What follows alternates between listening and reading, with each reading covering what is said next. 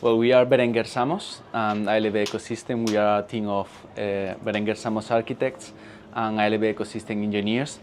We are from Spain and we are doing the Earthlight benefits of biophotovoltaic energy workshop here in the new European Bauhause. As you are seeing, we are talking about biophotovoltaic energy, which is a new, well, not new, but not so researched way of sustainable energy, which is using the energy released by the photosynthesis of the plants. And not only the photosynthesis, but also the compost or the microbiotics inside of the soil, because as you can see, there are no plants in this specific experiment. But if we had plants, the system would continue even more in time. So the idea is that during the photosynthesis or even the compost, there is energy that is liberated inside of the soil, which is not used by the photosynthesis, residual. So we can use a system with galvanized aluminum and copper. So when we connect them doing a closed system, we can have enough voltage in order to light a LED. So for example, if we use, this is the steps, empty cell with aluminum, soil, then copper, we water it.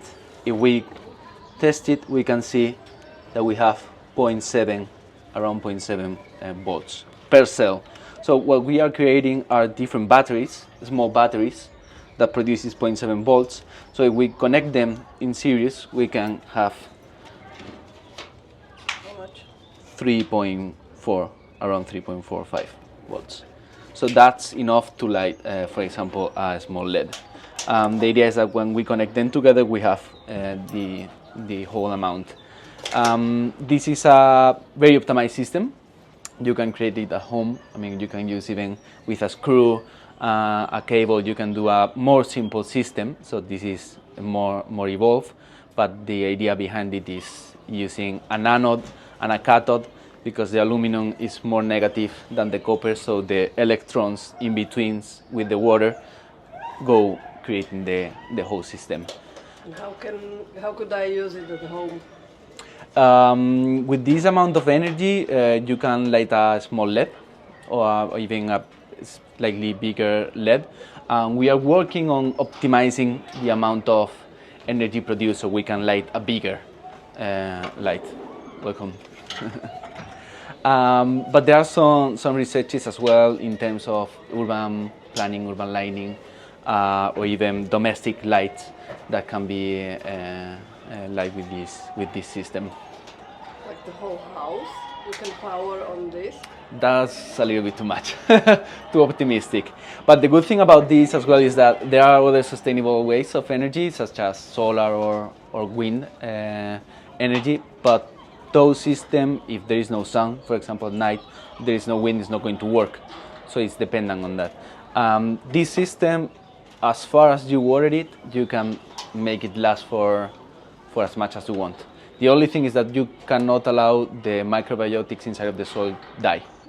So that's why if you have the plant, it's a small ecosystem producing energy for the rest of the time. The idea that we are doing here is to spread the word that there are other ways of sustainable energy, a part of the ones that we know, that even though there are still not so much research, there is a big gap of improvement in them. That the glass house is made by another Spanish architecture studio called Štúdio. It's called the Portable City. The idea is to create urban spaces around the glass house itself, because the stairs are also part of the installation. I think one of the ideas is that it's portable, so you can move it around and generate different spaces within the city as well.